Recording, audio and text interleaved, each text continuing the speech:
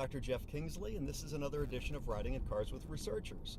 Today we're going to be talking to Dr. Maria Mascolo.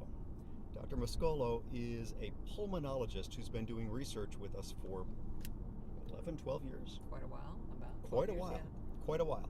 A lot of great experience under her belt.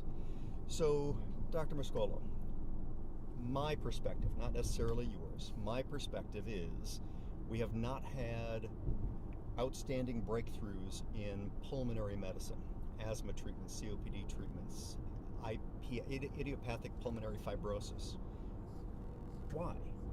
Well, I think that in part our understanding of COPD has been poor for a number of years, and with advances in microbiology and actually the general pathways of inflammation, we know more now, which has allowed us to be better equipped to treat the disease at its root cause.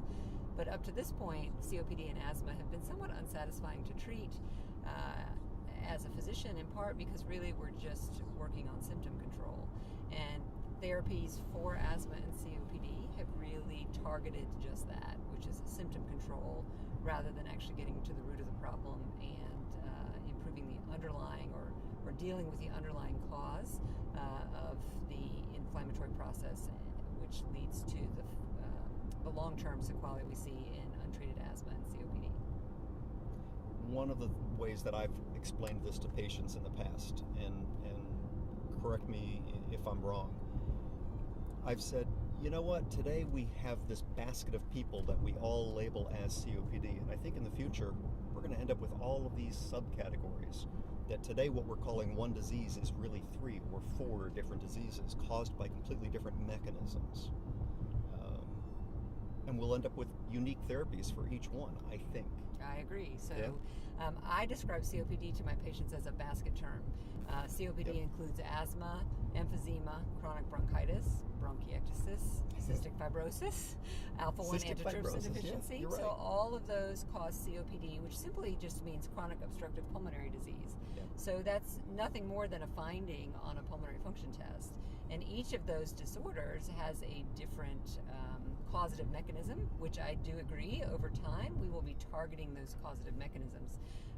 We're doing that some now. You know, alpha-1 antitrypsin deficiency is simply a disorder which looks like COPD, acts like COPD, and is treated like COPD, with the exception of an additional medication which is provided to those patients, which actually treats the underlying cause in some respects of the alpha-1 antitrypsin deficiency.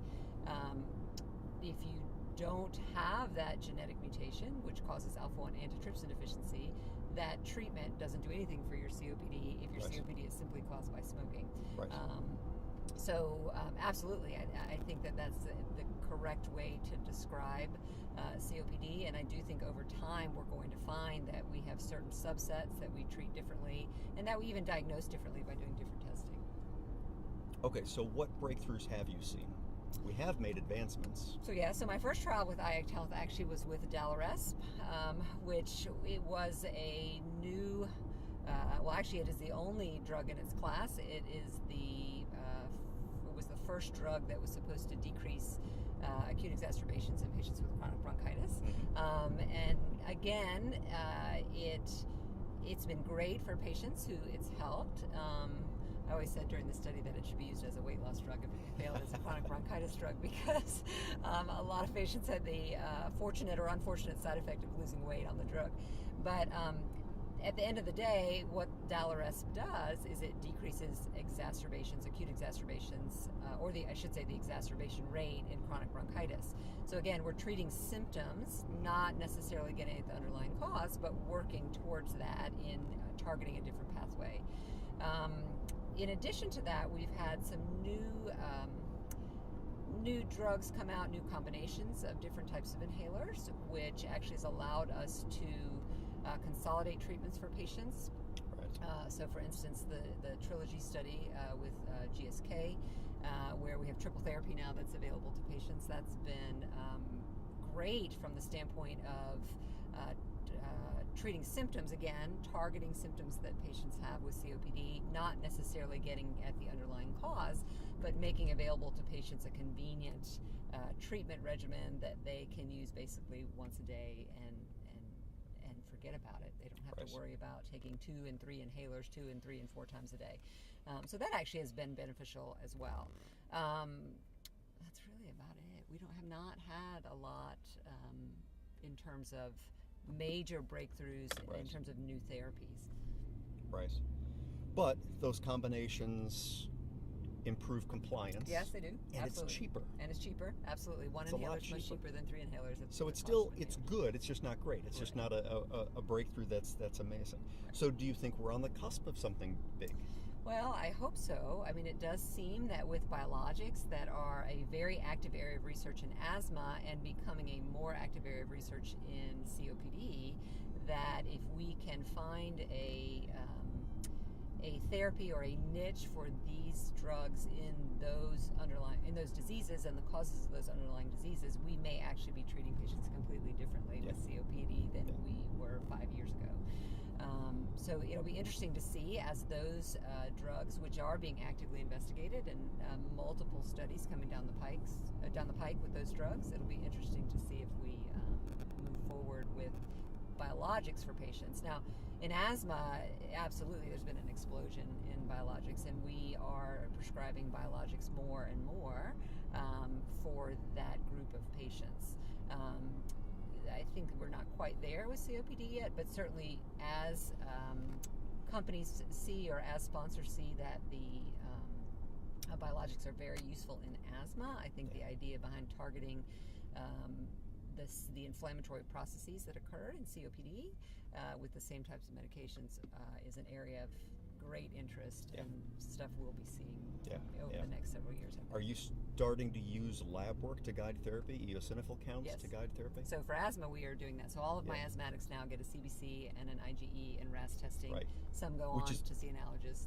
We never did that before. No, Never. And then depending on their response to conventional therapies, we're very quickly applying for Nucala and Xolair, depending on the lab work, or Syncare, of course, is another one that's out there on the market, and Fasenra. So a huge number of options available to patients, which we really didn't have before, which I will say in my anecdotal experience, patients I've actually treated with these drugs have made a huge difference. Huge difference. People that were in the ER once a week, once a month, are now not in the ER, not on prednisone every 8 weeks. You know, it's been huge. Right. So. Right. And so those are subsegments of patients that years ago we didn't even know that they were different from other asthmatics. Exactly. Right. It's a whole different mechanism for those patients. Right. And I think we're going to use those drugs more and more moving forward. And it spurs research on more biologics that target different pathways and different causes of asthma or causes of emphysema. Yeah, many times that's all it takes. It takes that one little aha moment that then the whole industry goes a different direction, and there's just a flood of innovation. Right, and I think that's what we'll be seeing more of. Okay, so you're a pulmonologist, you're a sleep medicine specialist, you're all sorts of healthcare things, and you're a researcher. What would you say to the pulmonologists who are watching who aren't doing research today? Well, I think you're missing out if you're not doing research today, because there are some great therapies that are hopefully going to be available to patients relatively quickly. And the nice thing about doing this the way I do it is that I get early access to those therapies. It's been a great help to my patients. It's been great for me, helping me to actually stay up to date. But if you're not doing research, I would certainly keep an eye on the horizon, because things are coming, and I think there'll be some great therapies that we'll be able to offer patients, hopefully in the relatively near future.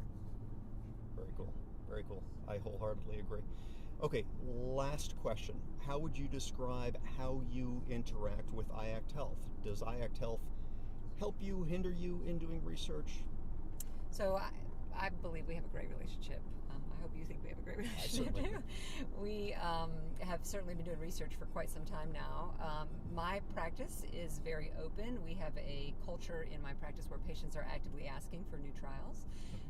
And so IACT Health has been a huge help a huge help in providing therapies and actually just medical care, general TLC. Patients who participate in trials get the extra attention of a clinical research coordinator, and they get help with their medications, and they get education, which sometimes we don't always have time to provide in the clinical setting. And so for me, IACT Health has been a huge help in helping to coordinate care for my patients and offer cutting-edge therapies to the patients in a way that they might not get just coming to a rural community practice.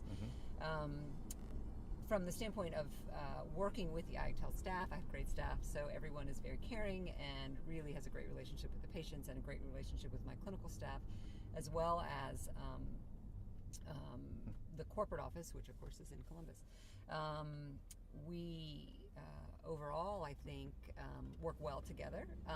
They certainly make my job easier by helping to identify trials for me, and then we talk about which trials are suitable for my practice. And then, of course, I don't have to take care of the bureaucratic things. I just get to concentrate on taking care of the patients and running the trials, which is great. Yeah. So I personally enjoy it. I think that it actually keeps me involved in the academic setting in a way, which I wouldn't otherwise have the opportunity to do if I wasn't doing research, and it helps to keep me up to date and helps me to offer something to my patients that not every physician can offer. Right. And that's why research even gives you CME credits, because it really does keep you up to date. Which is great. Yeah. Well, okay. I'm happy to have introduced you to Dr. Maria Mascolo. Pay attention to pulmonary. There are obviously changes underfoot, and it's going to accelerate. You can feel it. We're right on the edge of some really big breakthroughs in pulmonary medicine. Continue to follow us on LinkedIn, Facebook, Instagram, YouTube. As always, thank you very much for riding along. Take care.